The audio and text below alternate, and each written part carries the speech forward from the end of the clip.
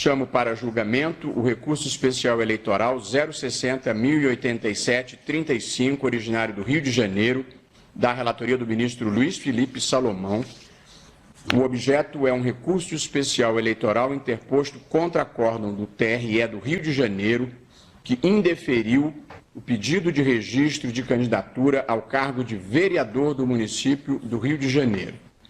Haverá sustentação oral. Estão presentes na sala de videoconferência o Dr. José Eduardo Cardoso e Luiz Fernando Casagrande Pereira, são advogados do recorrente, Luiz Lindbergh Farias Filho, que dividirão o tempo.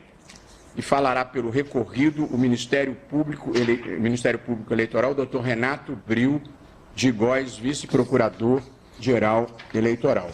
Eu estou me declarando suspeito neste caso e, consequentemente, serei substituído para fins deste julgamento pelo eminente ministro Marco Aurélio, que nos honra e nos dá muito prazer com a sua presença aqui nessa manhã. E, por essa razão, a de estar me dando por suspeito, eu passo a palavra ao eminente vice-presidente, ministro Luiz Edson Fachin, agradecendo a cooperação.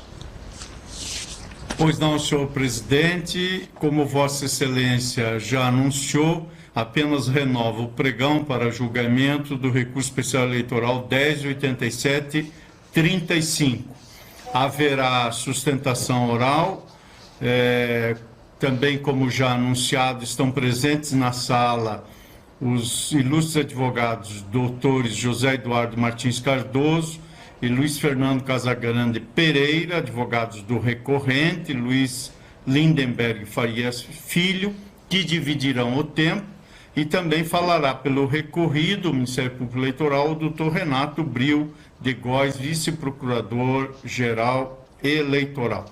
Assim, cumprimentando os eminentes ministros presentes, os ilustres advogados, eu sou vice-procurador-geral eleitoral, consulto os senhores advogados e o doutor Renato Bril de Góes, se dispenso a leitura do relatório por parte do eminente ministro Luiz Felipe Salomão.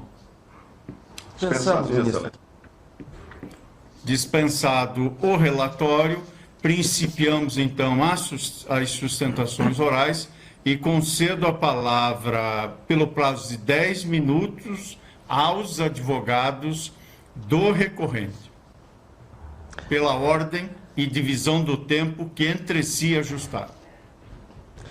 Obrigado, ministro presidente Fachin. Cumprimento o relator, demais ministros. E quero começar esse caso explicando a improbidade na origem. Eu acho que é muito importante compreender o que é que de fato aconteceu. Qual é a acusação que tem contra Lindbergh? Lindbergh, quando prefeito de Nova Iguaçu, alterou o símbolo da cidade. Havia um brasão oficial, ele criou um símbolo novo. Isso foi questionado pelo juiz, depois houve uma emenda à lei orgânica do município e essa alteração foi considerada inconstitucional pelo TJ do Rio. Esta utilização do símbolo no lugar do brasão não se deu de forma combinada com campanha eleitoral, como é comum acontecer.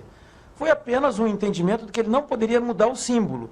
Altamente questionável por outras decisões, em casos similares, o governo federal mudou o símbolo, como cada presidente tem o seu, mas essa é a imputação contra Lindbergh. E a outra é que, num programa social, havia junto uma cartilha, e nessa cartilha uma instrução, e a instrução, ao final, era assinada por Lindbergh como prefeito. Há vários julgados considerando que isso não é improbidade, mas ele foi condenado por improbidade, por ofensa a princípios. Só isso. Neste caso concreto, o Ministério Público, quando desenhou a inicial da ação de improbidade, disse, com todas as letras, que não havia dano a erário e nem enriquecimento ilícito. Reconheceu isso de forma expressa. Não é que se sustenta que não há. Foi o Ministério Público que disse que não havia. Tanto disse que não havia, que se valeu de uma citação da doutrina, conhecida por quem estuda improbidade, que ele utilizaria naquele caso o artigo 11, que é a chamada norma de reserva da ação de improbidade. Quando não acha dano, não acha enriquecimento ilícito, sobra o 11 para imputar tudo aquilo que não se enquadra no 10 e no 9. O Ministério Público disse, não vejo dano, não vejo enriquecimento, tenho que me valer da norma de reserva do artigo 11. A sentença não condenou por improbidade, por enriquecimento ilícito ou por dano ao erário, porque não podia condenar, princípio da distrição. Eu sei que há divergência na jurisprudência sobre o princípio da distrição na ação de improbidade, mas majoritariamente se entende que se a causa de pedir não está deduzida e também o pedido não está deduzido, não pode haver condenação. Então não houve condenação, primeiro porque não poderia ter havido, depois porque não haveria como reconhecer dano e enriquecimento ilícito nesse caso, por razões muito simples. Nós não podemos presumir o dano e enriquecimento, como sempre dizia o ministro Toffoli quando estava aqui. E uma razão mais importante ainda nesse caso concreto, ainda que se reconheça dano, nós não podemos extrair da existência de dano, por presunção, um enriquecimento ilícito, como está num julgado recente do ministro Mussi, RESP 10.294. É isso, fundamentalmente.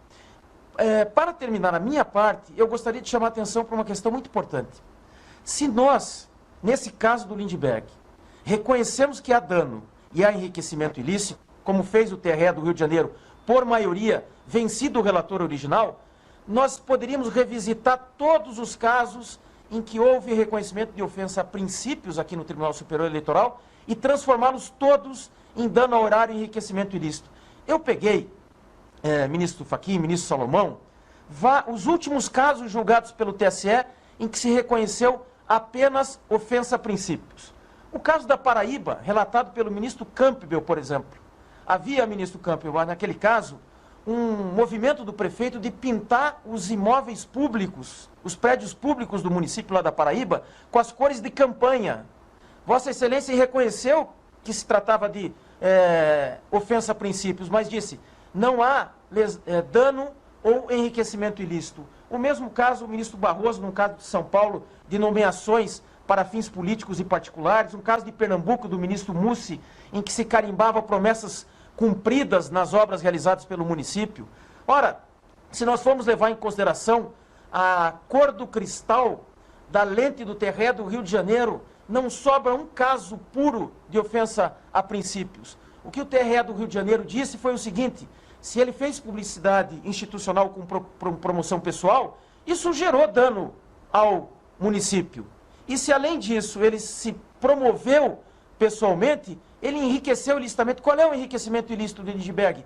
O enriquecimento político. Mas Vossas Excelências decidiram várias vezes, o enriquecimento aí tem que ser patrimonial. Reafirmaram isso nesse julgado citado do ministro Mussi. Eis o ponto. Se nós levarmos em conta a cor do cristal do TRE do Rio de Janeiro, não sobra uma condenação pura por ofensa a princípios. Vira tudo condenação por dano ao erário e enriquecimento ilícito, por presunção. E o TSE nunca aceitou isso. Passo a palavra ao meu colega Zé Eduardo Cardoso. Senhor presidente, senhor relator, senhores ministros, outros representantes do parquê, eu queria iniciar prestando um testemunho a essa corte. Eu tive a honra, enquanto deputado, de ser o relator da denominada lei da ficha limpa. À época, havia uma forte pressão popular. E era muito difícil, inclusive, se mexer, se alterar dispositivos. No entanto, alguns pontos se conseguiu alterar.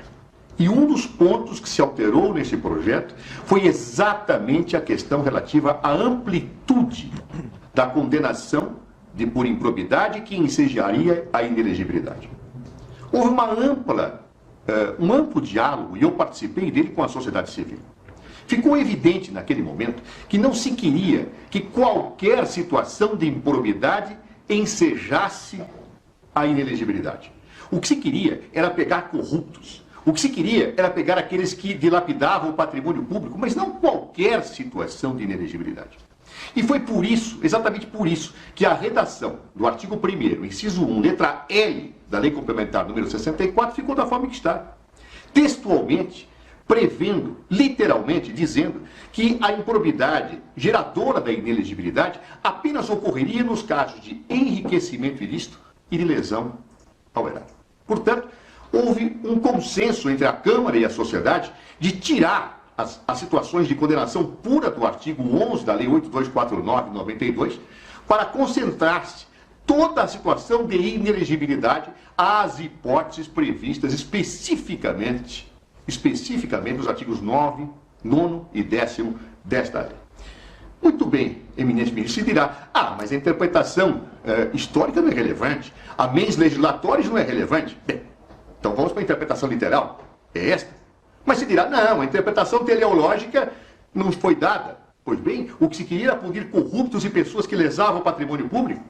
Mas e a interpretação sistemática? Ora, esta conduz para a mesma exegese. O princípio democrático, mais o princípio da razoabilidade, o princípio da proporcionalidade, não podem ensejar que uma pessoa fique afastada 8 anos da sua possibilidade de disputar cargos eletivos por meras situações formais em que não existe a infração, não existe a lesividade ao patrimônio público ou enriquecimento ilícito. É exatamente este o caso do ilustre ex-senador e vereador eleito Lindbergh. Basta ler a exordial da ação civil pública. Basta ler o acordo e se verá que ali fica claro que Lindbergh não lesou o erário público. Fica claro que Lindbergh não enriqueceu ilicitamente nem fez terceiros se enriquecerem. Foi uma situação ofensiva ao artigo 37, parágrafo 1º da Constituição Federal. Uma ofensa ao princípio da impessoalidade. Ponto. Nada mais, nada menos que isto. Sem, e ninguém desconhece, o acalorado e rico debate que essa corte trava em relação às situações da letra L. Alguns entendendo, me parece que a maioria, que a situação seria de se conjugar as duas situações obrigatoriamente para se configurar a inelegibilidade. Outros entendendo que é uma situação de alternatividade. Nesse caso, com todas as vênias, a situação não é nem de e nem de ou, é de não. Nenhuma das duas situações estiveram previstas na exordial nem no acordo. E mesmo que se pressupusesse que eventualmente há uma lesividade em qualquer situação punitiva do artigo 11, o que eliminaria as diferenças entre o artigo 10 e o 11, mesmo que se pressupusesse isso, com todas as vênias, nesse caso não há como se afirmar esta hipótese. Ou seja, não houve efetivamente nenhum das duas hipóteses do artigo 11 e não houve, mesmo que dentro da posição majoritária, a conjugação dos dois pressupostos por óbvio. Então, portanto, com todas as vênias, peço a Vossa Excelência que acolha esse recurso. Não será justo esquecer-se a voz das urnas nesse caso. Porque a lei da ficha limpa, na sua história, na sua melhor interpretação, por quaisquer dos métodos da hermenêutica, conduzirá a outra situação diante deste caso concreto. Peço, portanto, a Vossas Excelências que façam justiça, que se respeite a democracia e que se aplique a lei da ficha limpa dentro daquilo que o Congresso Nacional aprovou e dentro daquilo que efetivamente era o anseio da sociedade. Afastar da política corruptos, afastar da política pessoas que lesam o erário público. Não, pessoas que apenas são condenadas nos termos do artigo 11 da Lei 8249 de 92. Agradeço, Vossas Excelências.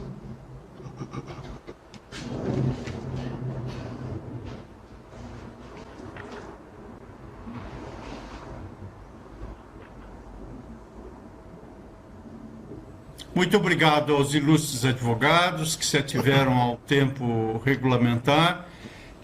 Concedo agora a palavra ao Dr. Renato Bril de Góes, vice-procurador-geral eleitoral, também pelo prazo de 10 minutos. Senhor presidente em exercício, ministro Edson Fachin, senhores ministros, excelentíssimo senhor relator, ministro Luiz Felipe Salomão, ilustres advogados do recorrente. Aqui, na verdade, não se cuida de interpretação de lei da ficha limpa. A questão aqui é registro de candidatura, onde se verifica-se a tipicidade de uma inelegibilidade prevista na Lei Complementar 64/90 a acometer o registro e afastar do registro do recorrente, qual seja a linha L. Por quê? Porque o recorrente teve contra si uma condenação com suspensão dos direitos políticos. A decisão do juiz suspendeu por 4 anos os direitos políticos dele, numa ação de improbidade administrativa por ato doloso e decidido no colegiado. Ou seja, o juiz eleitoral condenou, o Tribunal Regional Eleitoral manteve essa condenação, ou seja, manteve a condenação do registro de candidatura por inelegibilidade, e agora o recorrente se insurge contra esse acordo regional, que, no entender do Ministério Público, o acordo regional do Rio de Janeiro foi extremamente feliz em demonstrar todos os requisitos para a configuração da inelegibilidade no caso. Ou seja, está demonstrado que houve suspensão dos direitos políticos, houve ato doloso de improbidade, houve dano ao erário e houve enriquecimento ilícito. Isso tudo está na moldura fática do acórdão recorrido, do TRE do Rio de Janeiro. E o voto condutor, o voto vista vencedor do Tribunal Regional Eleitoral do Rio de Janeiro, reporta-se e insere no seu contexto há trechos da decisão do juiz eleitoral de primeiro grau e do TRE. Não só isso, trechos da decisão do juiz que julgou a ação de improbidade administrativa na Justiça Comum e trechos da decisão do Tribunal de Justiça que, por unanimidade, o TJ do Rio de Janeiro também manteve a ação de improbidade administrativa. Aqui, portanto, não se cuida de irregularidades formais. O que ocorreu? Ocorreu que, na véspera, no semestre imediatamente anterior ao início do processo eleitoral, isso é muito importante, ou seja, o candidato recorrente já era prefeito de Nova Iguaçu. Se candidatou à reeleição em 2008. E 6 meses antes, ao início do processo eleitoral, onde ele pleiteava a sua reeleição em 2008, ele praticou esse ato ímprobo visando benefício próprio, qual seja a sua reeleição. E o que ele fez? Determinou a mudança da logomarca e do símbolo do governo, que já era dele, porque ele era candidato à reeleição. Então, não haveria necessidade de se gastar dinheiro público para fazer nova logomarca, novo símbolo, visando atrelar a sua nova identidade visual à sua reeleição. E ele assim o fez, com gasto público, e utilizou desse símbolo, dessa logomarca, para inserir nas cadernetas e nas caixas de leite que foram distribuídas o programa assistencial das pessoas de baixa renda. Ou seja, eram 6 mil leites distribuídos a pessoas de baixa renda. E essa nova identidade visual foi veiculada nas caixas e nas cadernetas.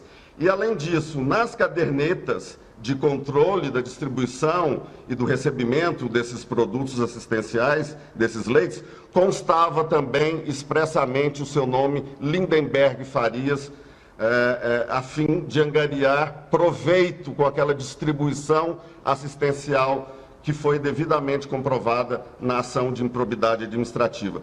E tudo isso na véspera do início do processo eleitoral. Então, esses são os fatos demonstrados expressamente na moldura fática do acórdão, que se reporta a decisão do juiz que condenou na improbidade, no acórdão do Tribunal de Justiça que manteve, e o TRE também mantendo o indeferimento do registro de candidatura. E qual o dano? O próprio acórdão menciona que não foi tão somente enquadrado no artigo 11 da Lei de Improbidade, que é princípios constitucionais. Não foi tão somente ofensa a princípios. O acórdão menciona expressamente o artigo 10, inciso 11, da Lei 8.429 de 92, que diz respeito justamente a dano, à ocorrência de dano.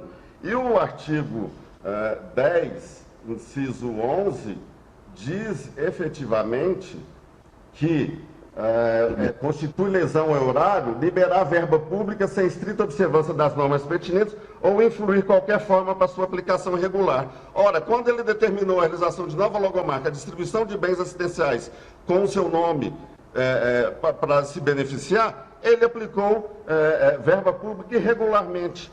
Determinou essa aplicação. Isso está previsto no inciso 11 do artigo 10. O artigo 10 não é princípio constitucional que foi maculado da impessoalidade e da moralidade. O artigo 10 diz respeito à lesão ao dano, ao patrimônio público. Então, demonstrado está a lesão ao dano. O que não se verificou, e isso está muito bem claro no acórdão regional, é a extensão do dano. Em nenhum momento disse que não houve dano. Somente disseram, principalmente está bem esclarecido no voto vencedor, que não houve a quantificação, a mensuração do dano. Mas dano houve.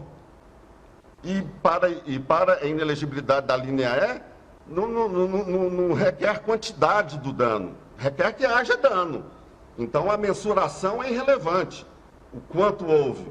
Tanto que foi condenado também, além da suspensão de direitos políticos, a pagamento de a multa civil de R$480 mil, o recorrente, na ação de improbidade, justamente em virtude da ocorrência de dano. E como não foi possível mensurar totalmente o dano, o juiz até aplicou, e ele mesmo diz isso na dosimetria da pena, o juiz aplicou um percentual menor.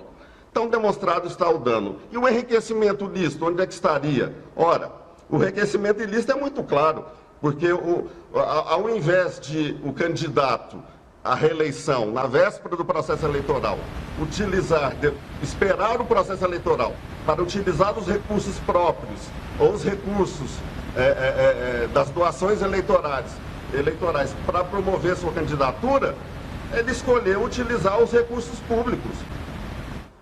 É aí que está o enriquecimento ilícito. Ele promoveu pessoalmente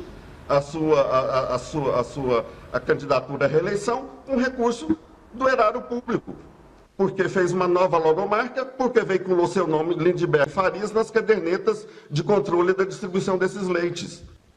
Isso está absolutamente demonstrado em todos, na decisão de primeiro grau da improbidade, no acordo do Tribunal de Justiça, que manteve a improbidade, na decisão do regional, que manteve o indeferimento de registro de inelegibilidade dele.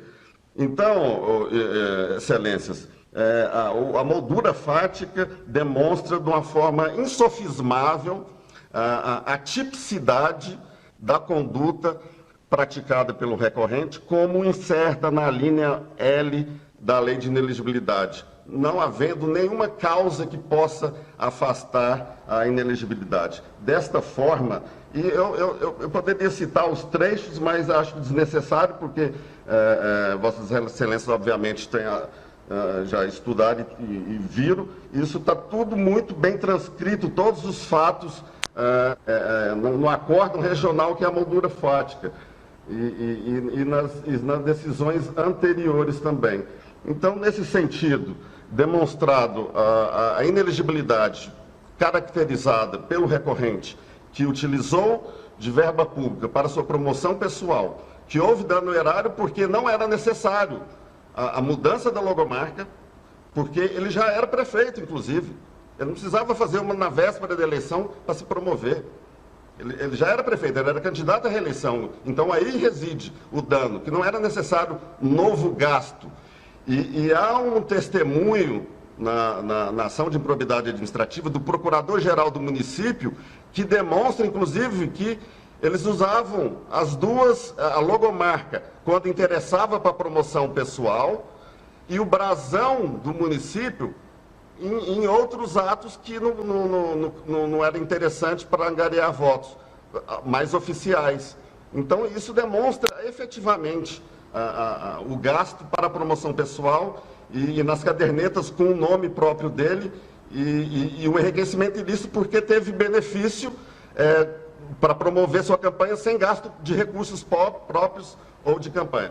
Então, com essas considerações, o Ministério Público pugna a Vossas Excelências que seja mantido o acordo regional em sua inteireza, onde se indeferiu o registro de candidatura do recorrente. Muito obrigado, senhor presidente. Esclarecimento de fato, Excelência. Esclarecimento de fato, Excelência. Brevemente. Doutor Zé Eduardo, Vossa Excelência é um ilustre professor e advogado, e sabemos todos nós que a fase agora é de sustentação oral.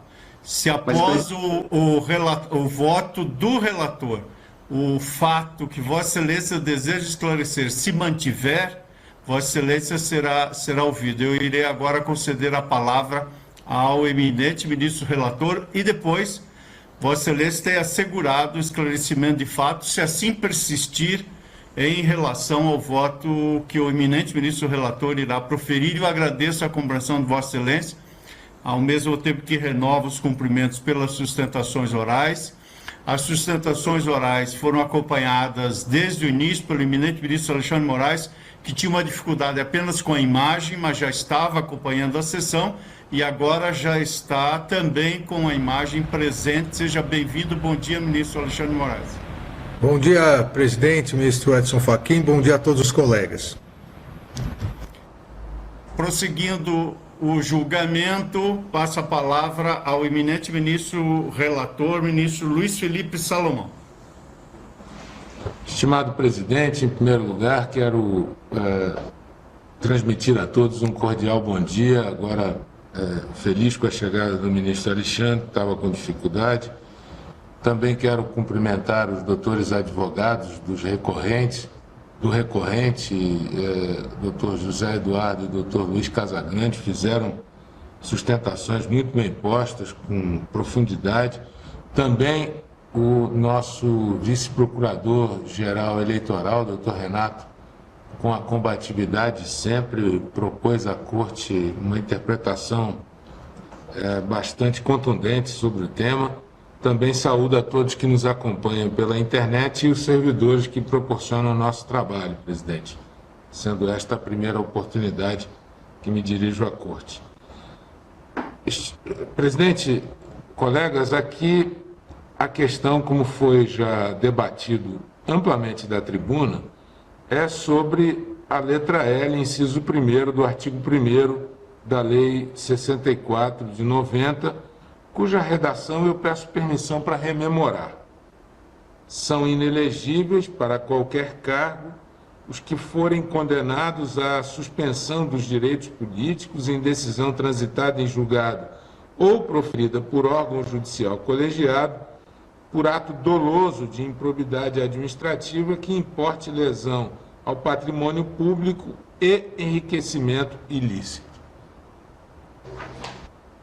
Nossa jurisprudência já consagrou e foi reafirmada agora no começo do mês de dezembro, na relatoria do ministro Tarcísio, no sentido de que há necessidade de cumulação dos dois requisitos da lesão ao patrimônio público e do locupletamento ilícito para caracterizar a causa de inelegibilidade por ato doloso de improbidade. Eu fiz transcrever o precedente, onde se reafirma para as eleições de 2020 a jurisprudência já albergada em pleitos anteriores, no sentido da aplicação cumulativa dos requisitos do dano ao erário e do enriquecimento ilícito para a incidência da causa de inelegibilidade disposta na letra L, acima referida.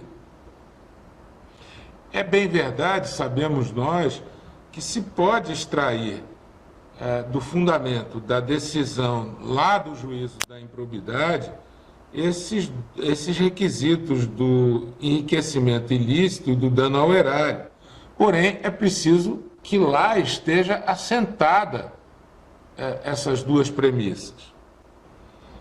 No caso aqui em julgamento, eu penso que a condenação lá no campo da improbidade foi, como mencionou o procurador, promoção pessoal em propaganda institucional com inserção de 6.000 caixas de leite e cadernetas de controle num programa assistencialista quando se tentava a reeleição para a Prefeitura de Nova Iguaçu, lá para 2009 e 2012. Eu transcrevi para consulta, e não vou cansar os eminentes ministros, os trechos do voto condutor prevalente na Corte de origem. Transcrevi e, na sequência, afirmo aos eminentes colegas que, quanto ao dano e ao dolo, efetivamente não há dúvida nenhuma. Basta uma rápida leitura para a verificação de que o tribunal observou essa regra e assentou o dolo e o dano. No tocante, porém, ao enriquecimento ilícito, que é o ponto nodal da questão, aqui penso que a Corte Superior, nossa Corte Superior, recentemente num precedente cuja relatoria coube ao ministro Sérgio Banhos, agora julgado há 2 dias atrás, onde discutimos uma questão bastante similar à presente. Era também promoção de cunho pessoal, era também, como eu transcrevi aqui do julgado, extraiu-se do acórdão regional que o candidato foi condenado pela prática de ato doloso de improbidade administrativa, tendo resultado prejuízo ao erário e atentado contra os princípios da administração pública. Ali eram cartilhas do Conselho Municipal dos Direitos da Criança da Prefeitura de Cachoeiras de Macacu, publicações custeadas pelo Tesouro Municipal. Guardadas as proporções, ali se deu a interpretação à letra L, onde o eminente relator, vencido que fui naquela ocasião, deixou consignado que o acórdão regional asseverou que no curso da ação civil pública em nenhum momento houve menção direta ou indireta ao enriquecimento ilícito do candidato ou de eventuais terceiros. Então, claro que aquela situação traz contornos bastante assemelhados ao que aqui se julga, e penso que pelo princípio da segurança jurídica, da colegialidade, não me parece razoável afastarmos daquela maioria já formada ali naquele julgamento. Por isso é que nessa proposição que ora faço aos eminentes colegas, adoto aquela mesma postura, embora lá vencido. Aqui, eminentes colegas, anoto que em nenhum dos trechos da condenação reproduzidos pelo TRE, onde eu fiz questão de mencionar, é possível extrair que o recorrente incorporou ao seu patrimônio quaisquer dos valores destinados para a propaganda institucional. Em outras palavras, a verba pública foi empregada para a realização de propaganda institucional, ainda que essa publicidade tenha sido desvirtuada para veicular mensagem subliminar. Também chama a atenção o fato de que mesmo a lesão ao erário fora reconhecida sob o aspecto principalmente imaterial, como ressaltou o juízo sentenciante na ação de improbidade ao salientar a existência de dano irreparável ao patrimônio imaterial coletivo. E aqui um parêntese, a interpretação que nos propõe o eminente vice-procurador é de que, pelo simples fato da utilização da verba pública, isso já representaria, por via transversa, o enriquecimento ilícito daquele que a utiliza, o que naquela interpretação de 2 dias atrás ficou afastado. É claro que isso não serve para todos os casos, tem que ser analisado situação por situação, mas naquele caso ficou assentado que esse raciocínio não, por ser absolutamente sem prova ou sem assentar esse fato no acórdão, isso não deve ser tido como absoluto. Foi o que ficou estabelecido há 2 dias atrás. E prossigo. O próprio enquadramento legal procedido na ação de improbidade, ao se fixarem as sanções pela prática ilícita, denota não ser possível reconhecer o locupletamento ilícito, ao menos na linha preconizada pela nossa jurisprudência.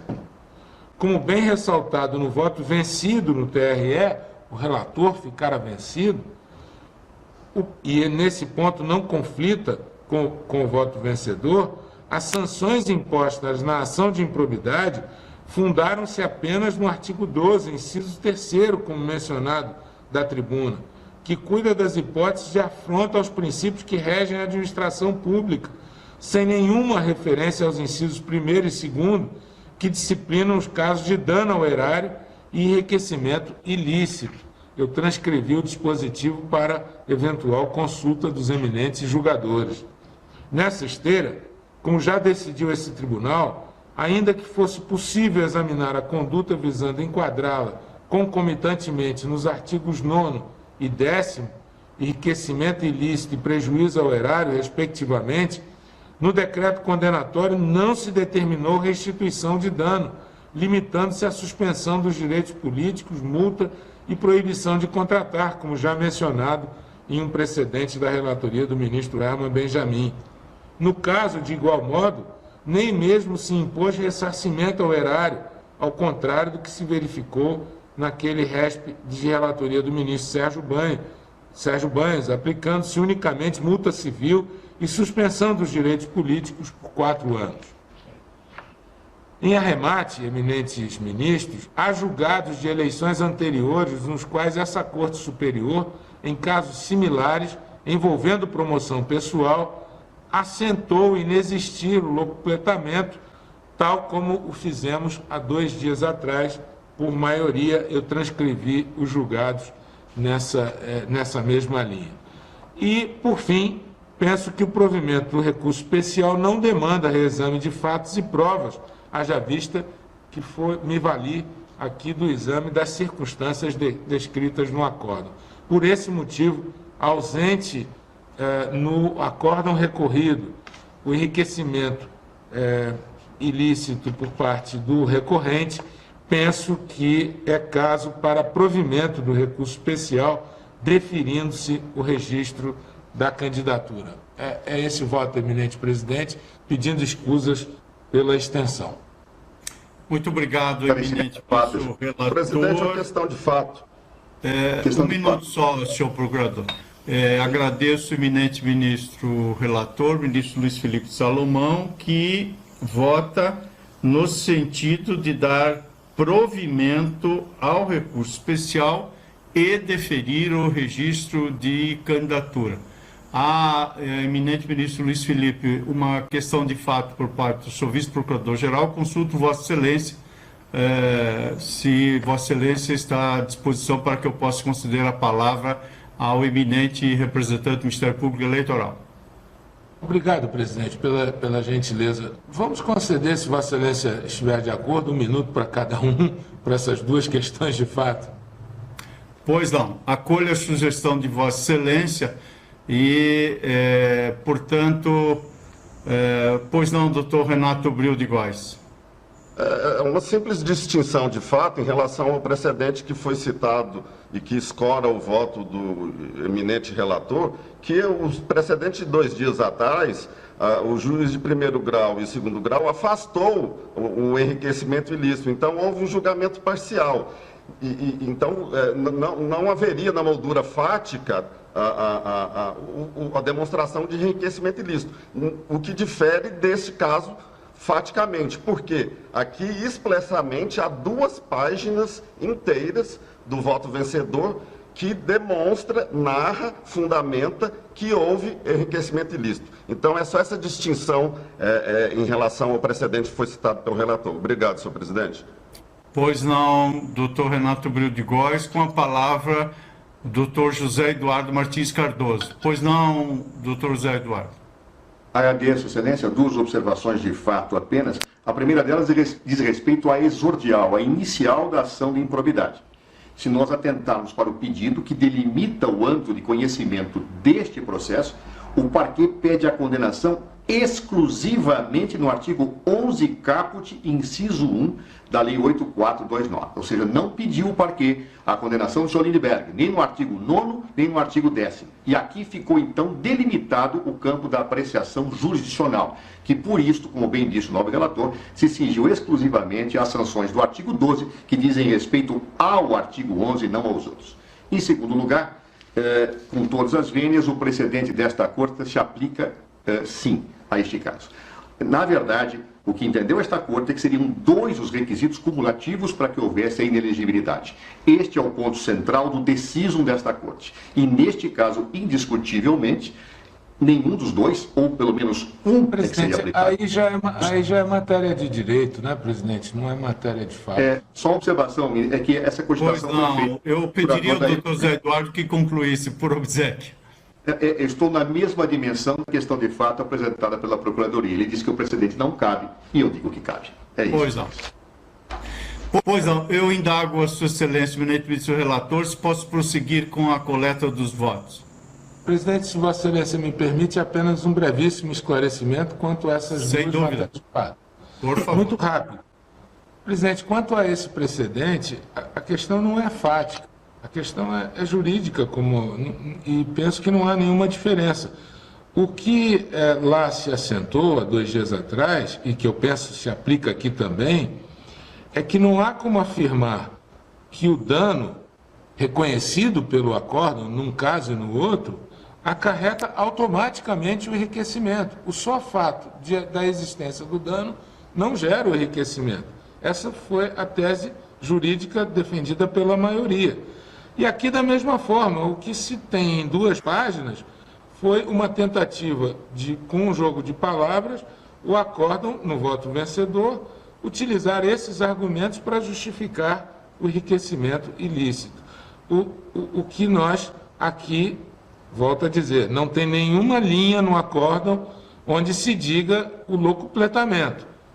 Tenta-se extrair por gravidade ou por consequência que o dano acarreta por si só esse automático enriquecimento. É só isso, presidente. Muito obrigado, eminente ministro Luiz Felipe Salomão. Passamos, então, agora a coleta dos votos. Passo a palavra para esse fim ao eminente ministro Mauro Campbell Marques. Muito bom dia, senhor presidente, ministro Edson Fachin, eminentes ministros, pares nesta sentada. Uma saudação especial ao ministro Marco Aurélio, que retorna à sua casa neste momento, nesta sessão. Eminentes advogados, doutor Zé Eduardo, doutor Luiz Casagrande, eminente procurador-geral eleitoral presente à sessão, doutor Bril de Góes.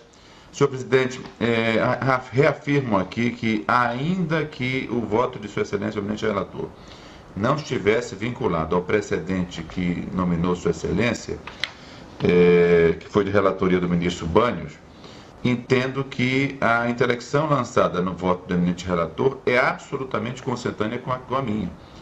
Efetivamente, não há como se deduzir ipso facto de que, havendo dano ao erário, e neste caso, especificamente, como bem pontuado pelo relator, sequer houve pedido do parquê na origem, na ação de improbidade, não há como se fixar que isso, ipso facto, conduza ao enriquecimento ilícito. Lembremos-nos que nós julgamos aqui um caso das Alagoas, em que efetivamente se debatia exatamente este ponto, em que naquele caso a própria juíza de primeiro grau, com perdão das expressões, ela lançava que o parquê naquela oportunidade não havia não havia atuado com esmero para se indicar se houve ou não o enriquecimento ilícito. E, efetivamente, a jurisprudência da Corte, ainda que majoritariamente formada e firmada nesse sentido, é de que há que se ter também a conjugação do dano ao erário e ato doloso, dano ao erário, e, efetivamente, o enriquecimento ilícito. De forma que não há, a meu sentir, com todas as vênias de opiniões que venham a ser lançadas em contrário ao voto do eminente relator, a minha intelecção, repito, ainda que não tivesse o voto de sua excelência arrimado no precedente, o voto do eminente relator espelha exatamente a compreensão que este tribunal firma sobre a matéria. E aqui, com a peculiaridade, neste caso concreto, em que o dano fixado na origem foi um dano imaterial. De forma, senhor presidente, com essas brevíssimas considerações, eu estou acompanhando integralmente o eminente relator. Muito obrigado, eminente ministro Mauro Campbell Marques, que acompanha o eminente ministro relator e, por conseguinte, também dá provimento ao recurso especial para deferir o registro de candidatura. Passo a palavra agora para o voto ao eminente ministro Tarcísio Vieira de Carvalho Neto. Eminente presidente, ministro Fachin, ilustres julgadores, uma saudação especial ao eminente relator. Gostaria igualmente de saudar os eminentes professores, advogados eleitoralistas, professor José Eduardo Cardoso, professor também Luiz Fernando Casagrande, ambos gigantescos causídicos que colaboraram em muito para o enriquecimento do debate. O mesmo elogio faço ao eminente vice-procurador-geral eleitoral, doutor Renato Bril de Góes, cujo brio, com perdão do trocadilho, e a combatividade também nos enaltece enquanto julgadores.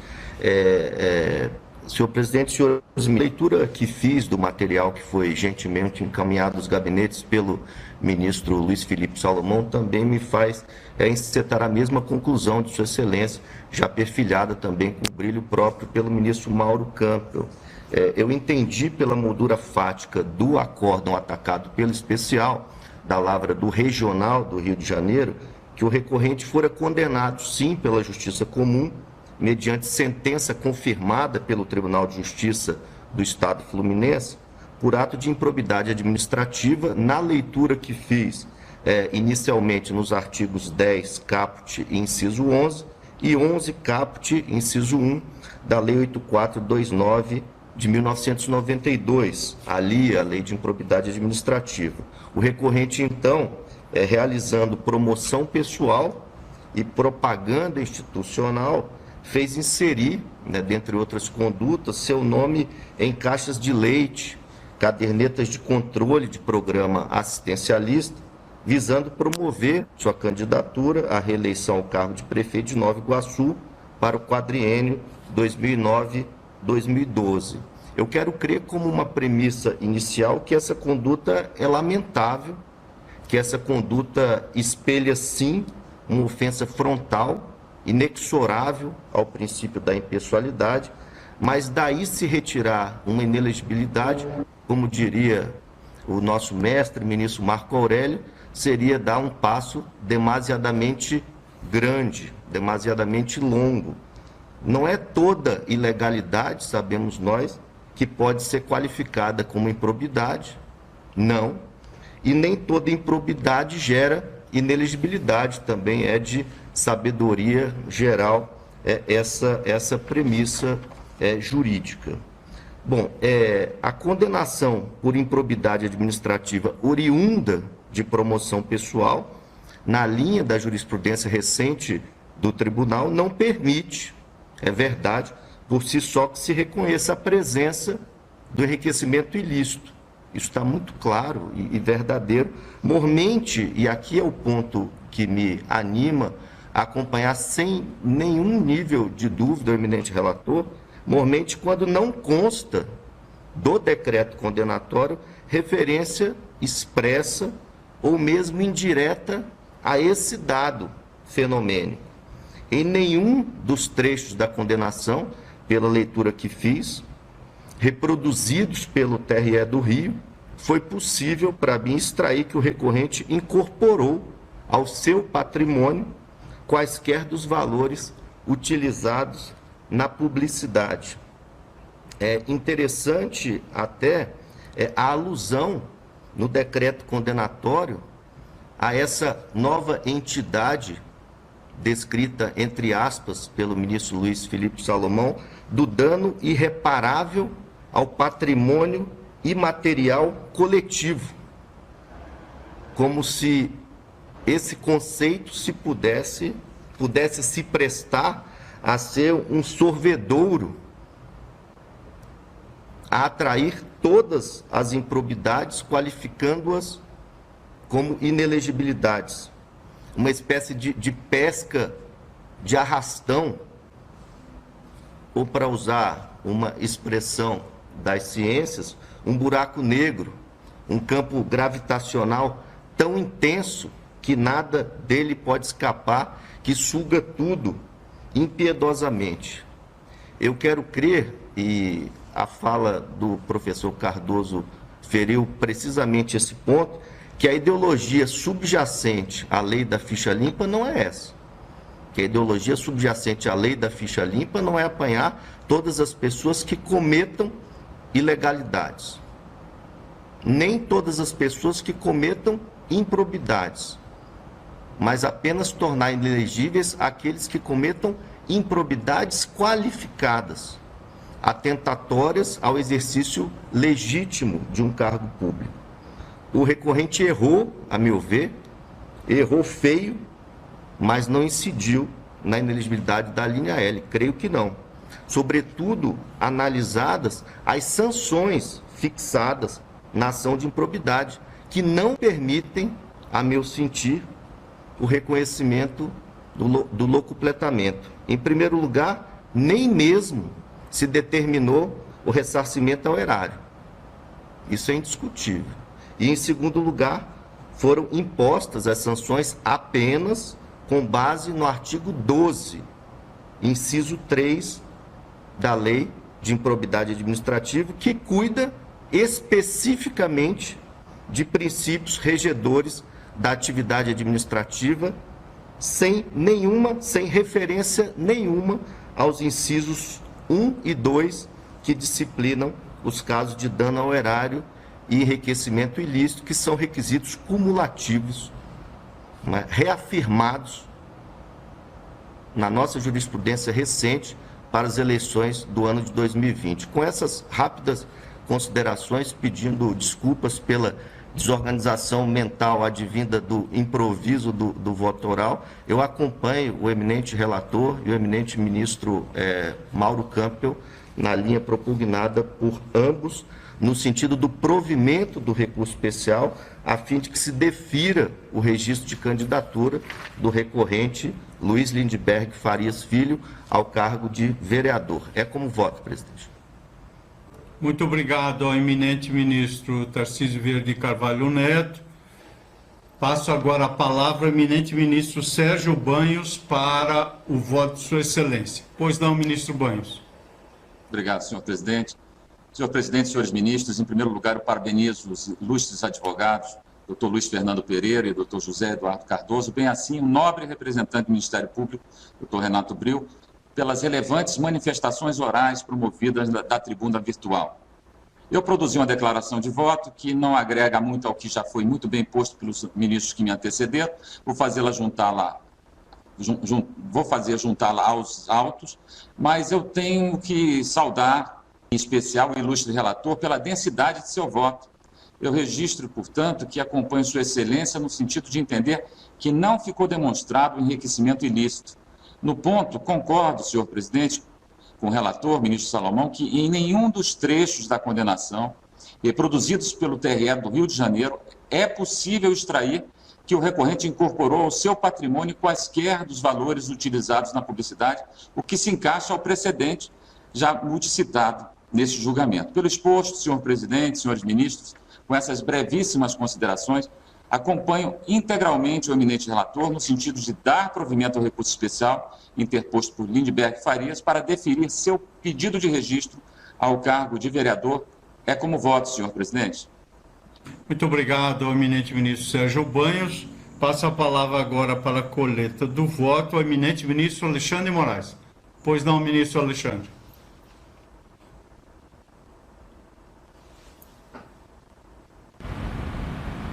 Bom dia novamente, presidente, ministro Edson Fachin. Cumprimento o ministro Marco Aurélio, ministro Luiz Felipe Salomão, ministro Mauro Campbell, ministro Tarcísio, ministro Sérgio Banhos. Também, presidente, cumprimento as sustentações orais realizadas pelo professor José Eduardo Cardoso, meu diletíssimo colega e amigo, o doutor Luiz Casagrande, e o vice-procurador-geral eleitoral, doutor Renato Bril.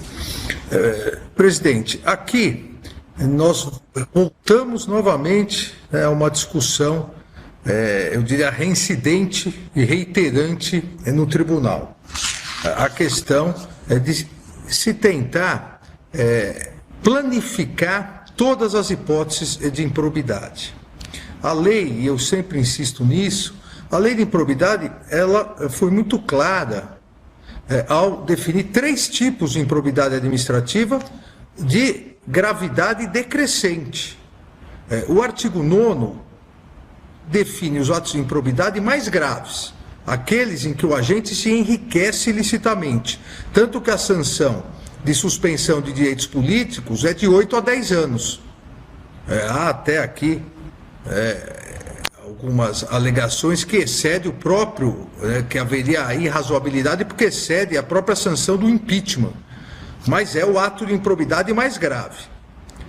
O artigo 9º é o ato de improbidade que exige dano ao erário público e é o ato de improbidade intermediário, cuja sanção, a sanção vai de 5 a 8 anos de suspensão aos direitos políticos. E o artigo 11 é o que a doutrina analisa. Na verdade, o artigo 11 é o tipo subsidiário da improbidade. e o mais leve. Tanto que aqui as sanções de suspensão de 3 a 5 anos. Então, um é de 8 a 10, outro de 5 a 8 e o mais leve de 3 a 5. E esse artigo 11, em verdade, funciona como uma norma de extensão de tipicidade, da mesma maneira que o artigo 14 para o Código Penal. Ou seja, a improbidade, entre aspas, tentada, não existe para a legislação, porque ao se tentar fraudar uma licitação, ao se tentar uma prática de corrupção e não se obter nem enriquecimento ilícito, nem dano ao erário, não existe tentativa de improbidade, porque se recai no tipo subsidiário, o artigo 11. Ele funciona sempre como um tipo subsidiário, quando não há necessidade de se provar nem dano ao erário, nem enriquecimento ilícito. É por natureza um tipo de improbidade subsidiário. Exatamente por isso, em muitas hipóteses, o Ministério Público faz uma opção quando entra com ação de improbidade. Não vai conseguir comprovar enriquecimento, afasta o artigo 9º. Não vai conseguir comprovar dano ao erário, afasta o artigo 10. E aposta as suas razões no artigo 11. Essa é a hipótese em questão. Veja, não significa que não possa existir dano ao erário, não significa que não possa existir enriquecimento ilícito, mas significa que não há necessidade dessa comprovação. O Ministério Público nem precisa pleitear essa comprovação, porque o artigo 11 é um tipo atentatório, atentar contra princípios. E foi exatamente o caso em questão. Eu quero aqui rememorar, já cumprimentando o eminente ministro relator, mas rememorar qual é o caso. Qual é a condenação? Houve um ato ilícito, houve um ato de improbidade, o mais leve dos atos de improbidade do artigo 11, o ferimento direto à Constituição, o artigo 36 traz expressamente a vedação à publicidade pessoal. Mas qual foi o ato? Houve uma distribuição para 6.000 famílias de caixas de leite e caderneta para anotação. Nessa caderneta e nessas caixas de leite se colocou a logomarca do prefeito. Veja, por que o Ministério Público não imputou nem artigo 9º nem artigo 10º da Lei de Improbidade? Porque não conseguiu comprovar e não conseguiria comprovar que sem a logomarca seria mais barato ou mais caro aquela caixa de leite ou aquela caderneta. Tanto que os votos vencidos no TRE afastam, inclusive, o prejuízo ao erário público. Uma vez que a caixa de leite, o leite e a caderneta seriam distribuídas normalmente, mesmo sem a logomarca. A maioria do TRE, seguindo a sanção imposta na improbidade pela Justiça Comum, entendeu pelo dano imaterial, mas não houve comprovação de dano efetivo, porque, volto, insisto, nessa hipótese, se tirasse a logomarca, o valor daquele material distribuído seria o mesmo, o que não significa que o ato foi ilícito. O ato foi ilícito, o ato foi de improbidade, só que daquele ato de improbidade que não exige nem dano, muito menos enriquecimento. O enriquecimento nem chegou a ser tratado. Diferentemente da hipótese que nós analisamos na terça-feira, na hipótese de terça-feira, o juiz de primeira instância, no caso de Cachoeiras de Macacu, de relatoria do eminente ministro Sérgio Banhos, naquele caso, o juiz de primeira instância afastou o enriquecimento e o juiz de segundo, o tribunal, a justiça de segunda instância também. Aqui nem houve essa necessidade, porque o Ministério Público nem imputou enriquecimento. Então, nem se discutiu enriquecimento. Se não foi imputado enriquecimento, se não se discutiu enriquecimento na improbidade, como a Justiça Eleitoral vai poder agora reanalisar e dizer que há eventual enriquecimento? Então, presidente, entendo com todas as vênias as eventuais posições em contrário, não caracterizada nessa hipótese, não caracterizada a inelegibilidade apontada pelo Ministério Público e acompanha o eminente ministro relator. Muito obrigado, eminente ministro Alexandre de Moraes. E tenho agora também a honra e o prazer de passar a palavra ao nosso estimado amigo e decano no Supremo Tribunal Federal, eminente ministro Marco Aurélio, 3 vezes presidente desse Tribunal Superior Eleitoral. Pois não, ministro Marco Aurélio? É gostar muito da Justiça Eleitoral, a 4ª passagem, né, no eleitoral, e se tudo tivesse corrido normalmente, eu estaria, mas a cadeira está muito bem ocupada, hoje na cadeira ocupada pelo ministro Alexandre de Moraes. Presidente, já há uma maioria, que eu diria acachapante, de 5 votos pelo provimento do recurso. E não sei se o relator pode me prestar alguns esclarecimentos. E o primeiro esclarecimento é quanto à vida política do recorrente, né? Vossa Excelência teria esses dados? Porque vida política, ele foi... Ele exerceu um mandato também de senador, né? Sim.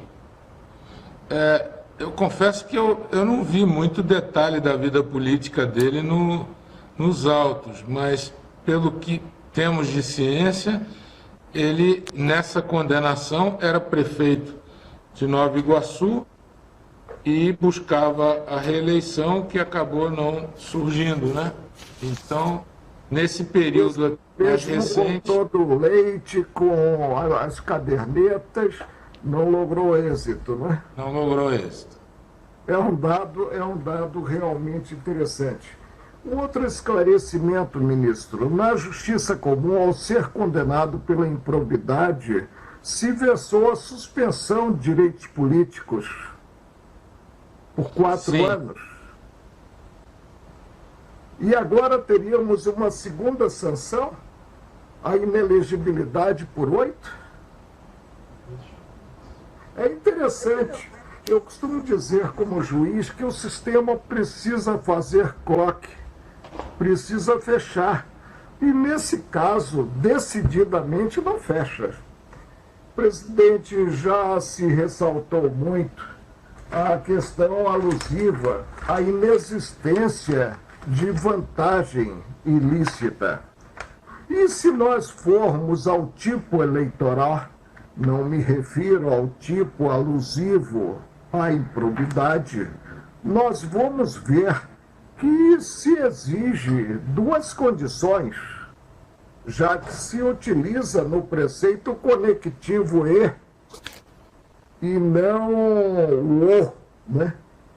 Se exige que haja a condenação por ato doloso de improbidade e que esse ato importe lesão ao patrimônio público e enriquecimento ilícito.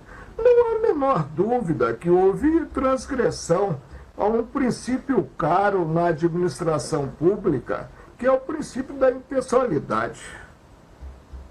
Houve, realmente houve.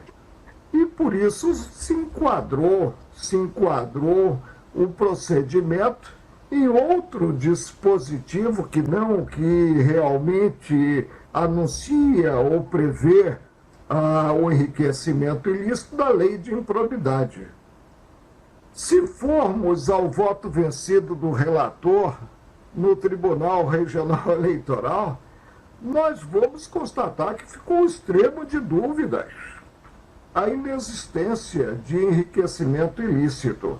Eu tinha sublinhado, porque eu costumo ler, né, votos, o material que me vem, claro que eu não faço isso no processo físico.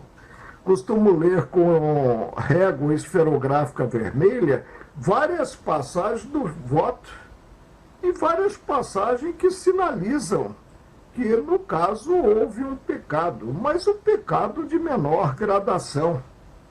E se na origem, vou repetir, no processo alusivo à ação civil pública, se versou a suspensão dos direitos políticos por 4 anos e numa gradação menor do que se poderia até mesmo chegar, né?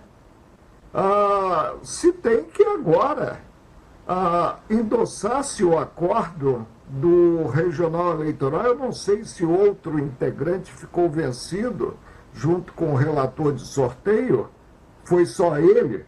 Endossar esse acordo implica rever até mesmo essa suspensão, porque a suspensão passará a ser por 8 e não por 4, como decidido soberanamente pela Justiça Comum do Estado do Rio de Janeiro. Acompanho o presidente e o relator cumprimentando os colegas no que, inclusive, Sua Excelência, escancararam as balizas desse caso. Muito obrigado, eminente ministro Marco Aurélio. Cumpre-me agora exarar o voto e eu o faço não sem antes reiterar os cumprimentos aos ilustres advogados, ao professor Dr. José Eduardo Martins Cardoso, que nas funções públicas de ministro de Estado da Justiça e advogado-geral da União honrou os serviços prestados ao Brasil. Cumprimento o professor Dr. Luiz Fernando Casagrande Pereira, de quem tive a honra de ser professor, e uma das maiores alegrias do professor é ver os alunos superarem os seus mestres. Cumprimento, portanto, Vossa Senhoria, bem como o eminente vice-procurador-geral eleitoral, Dr. Renato Bril de Góes, a quem se destina o merecido elogio que fez o ministro Tarcísio Vieira de Carvalho Neto, com a licença que a linguística e a grafia permitiu legitimamente fazer.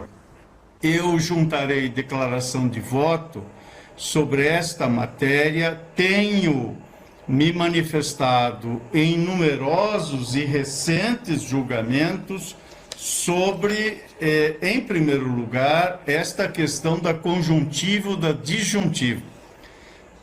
E reitero aqui apenas sucintamente que fiquei vencido ao subscrever a compreensão segundo a qual o que há em questão aí é uma falsa conjuntiva. Mas reconheço que já se formou em julgamentos anteriores a orientação majoritária.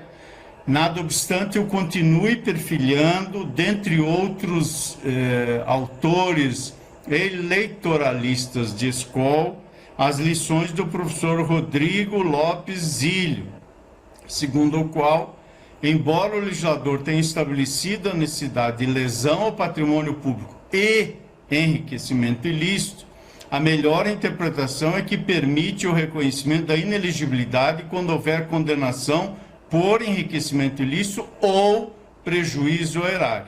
Não vou repisar aqui o que já votei, inclusive recentemente, dia 15, hoje estamos no dia 17, portanto, poucos dias faz, no recurso especial 0600-41716, coincidentemente também oriundo do Estado do Rio de Janeiro, em que sustentei esta posição que também sustentei no recurso especial eleitoral 0600-18198, oriundo de Alagoas, como também no recurso especial 0600-411-50, oriundo de Tocantins, e no recurso especial 0600-13775, oriundo do Estado de São Paulo, e também de São Paulo, sustentei esta posição no recurso especial 0600-594-92. É certo, como dito de modo escorreito da tribuna virtual, que esse tema não se colocaria se aqui não se presentificasse nenhuma hipótese nem outra. Nada obstante, há sem dúvida nenhuma fragilidade, para não dizer ausência, no que pertine ao enriquecimento ilícito. Porém, quanto ao dano ao erário, peço todas as vênias, a maioria mais que acachapante já formada para manter a minha compreensão de que, verificada uma dessas circunstâncias, incide o comando legal a gerar inelegibilidade. Preciso realmente manter-me coerente como eu tenho votado. E a questão está em saber se houve ou não no caso concreto. O reconhecimento de que houve está explicitamente exposto com a devida vênia no voto vencedor no âmbito do Tribunal Regional Eleitoral. Tanto que o eminente ministro relator, leal como é da característica indelével de sua excelência, registra no item 8º da ementa que, leio, a lesão ao erário foi reconhecida, mas acrescenta a sua excelência, sob aspecto precipuamente imaterial. Portanto, há reconhecimento da lesão do erário, há reconhecimento de que ela é precipuamente imaterial, portanto, não exclusivamente imaterial, até porque, nesse sentido, há aqui uma discussão relevante sobre a configuração do que se mensura como dano, quantitativa, portanto, e a dimensão daquilo que qualitativamente configura o dano. Por isso, eu vou juntar declaração de voto, peço todas as vênias para lançar a divergência e me lançar vencido para me manter coerente com os pronunciamentos que tenho exarado, porque entendo presente no voto vencedor no Tribunal Regional Eleitoral o reconhecimento da lesividade. Pois não, ministro Marco Aurélio? De curiosidade maior. E gostaria de saber, talvez o doutor José Eduardo Cardoso possa fornecer esse dado, o doutor Luiz Casagrande, o efeito prático dessa decisão. Se implica apenas o afastamento da inelegibilidade por 8 anos ou a assunção da cadeira de vereador na Câmara do Rio de Janeiro?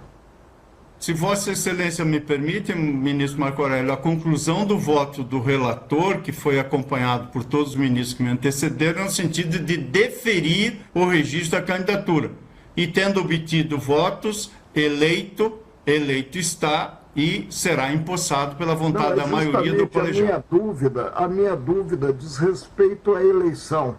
Ele realmente estaria, né, entre aqueles que deveriam assumir a cadeira de vereador? O ministro relator está reagindo afirmativamente. Eu não sei, Vossa Excelência dirigiu a interrogação. Pois não. Muito bem. Anuncio, portanto, proclamo o resultado do julgamento no recurso especial eleitoral 060-1087. O tribunal, por maioria, deu provimento ao recurso especial eleitoral para deferir o registro de candidatura, vencido o ministro Edson Fachin. Este é o resultado do julgamento e devolvo a presidência ao eminente ministro Luiz Roberto Barroso.